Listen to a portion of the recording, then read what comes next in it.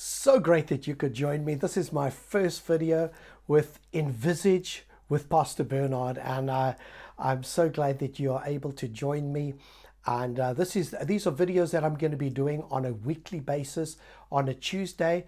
They'll be posted at midday on a Tuesday. And so I'd love for you to be part of it. It'll be on Facebook. It'll be on my YouTube channel. And so please subscribe. And so this series of videos that I'm planning to do over this next season is something that I want to do that's going to add value and make a difference in your lives. And so I'm wanting it to be real. I'm wanting it to be meaningful. I want it to be able to help those of you who choose to watch and choose to share it. And so please spread the word. And so I'm going to be using this channel or this medium to speak about marriage, about parenting, about finances, about what's happening in the world, talking about racial challenges, dreams, vision, leadership. Whatever I feel that I want to talk about and share with you, because life is tough and life is not easy. And as I've journeyed through life, and Colin and I've just celebrated 38 years of being married. We want to share our journey with you. And so if there's anything specific you'd love for me to speak on, please drop me a message, private message me, because I'd love to be able to make our time together meaningful and impactful. At my particular age, I've gone through so much of brilliant things, great things, victories, but I've also had challenges in life. And so I want to be, during our times together, I want to be real, I want to be transparent, and I want you to learn from stuff that I've been through. And so the first video, which I want the videos to be short, and I want them to be punchy, and I want them to be powerful. And so today I want to speak about the big D word. And over the next 3 videos, I want to share about the big D word. And so you might be thinking, well, what is the D word? And it's a problem and a challenge to a lot of people. And being a church minister, I get to deal with a lot of people. And I've been able to minister on this particular topic on a number of occasions. But I want to just share my journey with the big D word. And the big D word is depression. Depression impacts a lot of people in the world today. And I want to speak about my journey with depression. And some of you, if you know some of my story, will know that I had depression. And so I just want to share. I want to share it in 3 parts, because I don't want to do everything at once, because the video will be too long. And so I want to share today about events leading up to my challenging time. Next week, I want to speak about what happened in the dark pit and how did I get out of the dark pit. And thirdly, I want to speak about what lessons can I learn when I look back onto that situation that I went through, that season in my life. What lessons can I learn to encourage you to watch out for signs? Because it's easy to look back now and say, I could have done things differently. But when you're in the heat of battle, sometimes you can't see the wood from the trees. And so I want you, often people look at me and they think, well, I'm sure Pastor Bernhard has never gone through any challenges in life. Well, you can bet your bottom dollar I have been through a lot. And I want to rewind the tape. And some of you might not know the meaning of tape. I grew up with the cassette tape recorder. And so let's rewind and go back to the early 1990s. Because often people think, well, I haven't gone through challenges. You know, the early 1990s, I was married. I had three beautiful, or Collie and I had three beautiful little children. Um, I had a wonderful job. I was part of a middle management team at one of the largest insurance companies in South Africa. I was very, very involved in the church that we were a part of. I was serving at eldership level, and very, very involved with the youth, running life groups. And, you know, sometimes in the busyness of life, that you can get caught up in your thoughts and your thinking. And, uh, and I recall going through a season of questioning where I was where I was at in life. You know, I've often spoken about the battlefield of the mind, and the mind is all powerful. I mean, your mind is a massive computer that controls your actions and controls your behaviors. And I recall that I went through a season where I started to struggle with what was happening in my headspace. You know, here between the two ears is a powerful computer. It's bigger than an Apple Mac. It's more powerful than an Apple Mac. What happens between your two ears, called your mind. And I I was, when I think now, I was beating myself up with the thoughts that I was thinking.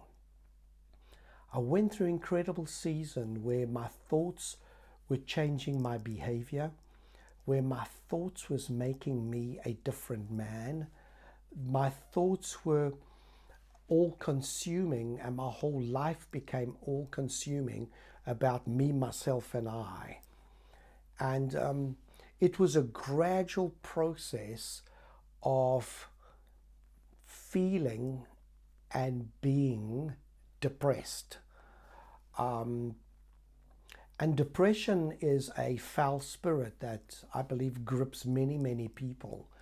Now, some people have a medical problem, a chemical problem.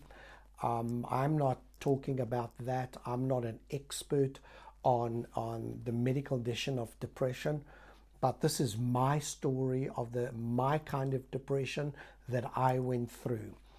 And so I began over a period of time begin to question myself about, first of all, am I a very good husband? And yes, we've been married 38 years, but there've been pockets of time, and that was one pocket where I really questioned, was I good enough for my wife? And the more you meditate on those types of thoughts and patterns of thinking, it does grow on you. And the more you meditate on that thought, you begin to realize, or I began to realize, oh my goodness, maybe I'm not a good husband. Maybe Colleen would be better off if she wasn't with me. Maybe I was not fulfilling my role as a husband the way I should be. And then often you look at other people and you think they have incredible marriages and amazing marriages, but outwardly they look perfect. But you know, when you scratch the surface and you get behind what is happening, you realize they are struggling just like a lot of people in the world. But you know, when you are caught up in your all-consuming thought of maybe Colleen will be better off without me, or some of the other thoughts that was gripping my internal was, you know what, you've got three amazing kids. You know, you're a terrible dad. You're not a dad. You work long hours. You play sport. You're not at home. You're not where you should be. And it was kind of like as one domino of thought kicked in, it just had this domino effect. And the more you thought, the more you meditated, the more you begin, that reality became so true to you that it changed your behavior. Well, it changed my behavior. And so, I mean, those were the types of thoughts that I was grappling with. good husband? Am I a good husband? Am I a good dad? You know, I was caught in two worlds. I was caught in the spiritual world. I was an elder. I wanted to achieve. I wanted to do well. Am I called to this thing? But on the other hand, I was involved in business. I was part of a middle management team, and I wanted to climb the corporate ladder. I wanted to get to the top. But the conflicting worlds that I was in really caused stress and tension in my life, because at that age I felt that I wasn't achieving anything, or I got to a particular place in my life where I had to either go left or go right or give it all up. And somehow during that struggle and that battle, that became the challenge in my life. And and so even with friendships, it's kind of like, do I have friends or don't I have friends? It's kind of like, is this friendship only because I give and I give and I give into the friendship, but nothing is reciprocated, nothing comes in return?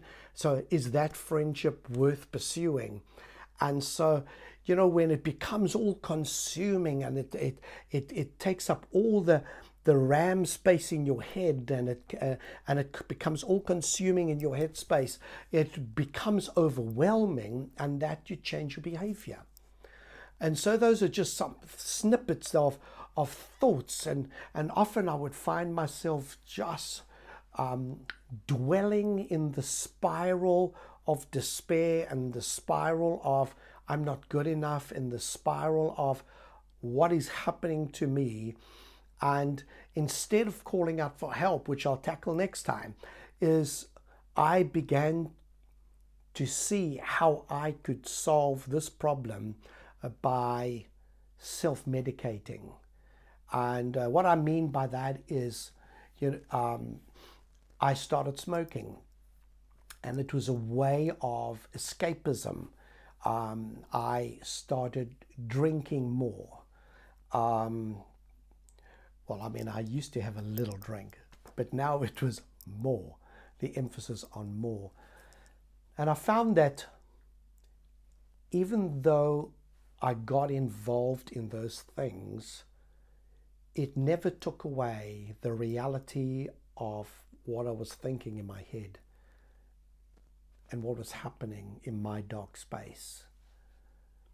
Slowly, it's like almost like I withdrew. I began to sleep more. I began to isolate myself more. I didn't want to go to church, even though I was an elder in the church.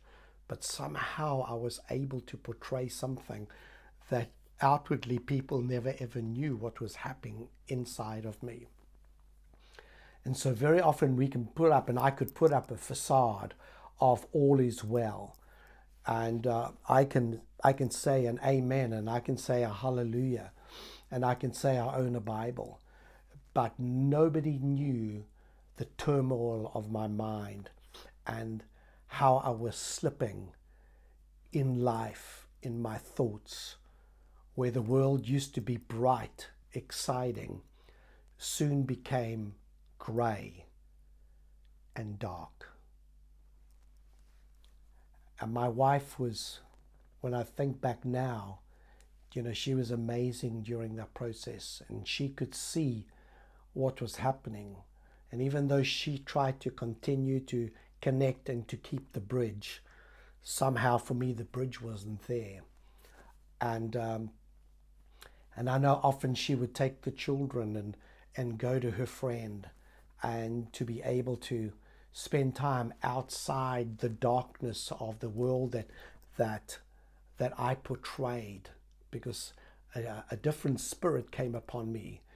And it was because of the depression that impacted my life. And so it wasn't an easy time. It wasn't an easy time for Colleen. But she was amazing. I want to say that depression, if it's not caught and done properly, you spiral out of control. And I found myself over a period of time drifting in the darkness of despair, and in a dark pit of the world that I was living in. And was this dark pit. Suicide, and we live in a nation of New Zealand today where suicide is so high, and then I can identify with people who get to that point in their life. Did it cross my mind? Absolutely. Because when you are desperate and when you are in total despair, when you are at the bottom of your pit and there's no way out, what do you do? Thank you for watching. Please watch next week as I continue my story on the Big D.